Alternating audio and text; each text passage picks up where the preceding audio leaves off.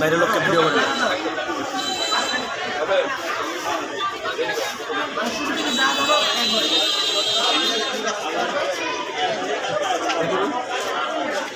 আমরা প্রতিদিনের নিয়ত যখন প্রতিদিনের মতো অফিসে ঢুকি সকাল অফিসে ঢোকার পরে আমরা অফিসে পুনরায় কার্যক্রম চালু করি।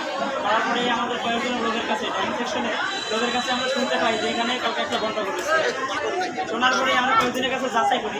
করার পরে এই বিষয় নিয়ে যখন আমরা তদন্ত করি সিকিউরিটি ইনচার্জের কাছে আসি, আমরা জাস্ট বলার জন্য ছিলাম এই জন্য যে স্যার এই করলো ঘটনা কি সত্য কিনা।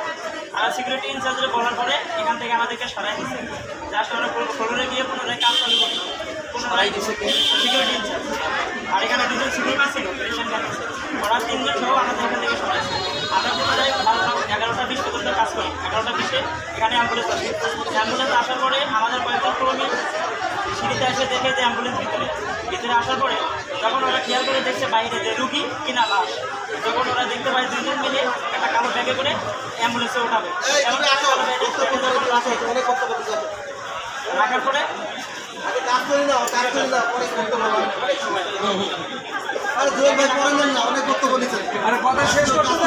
কথা শেষ করতে দেন আপনি ঢুকবেন না। কত 10 মিনিট নিলেন তারপর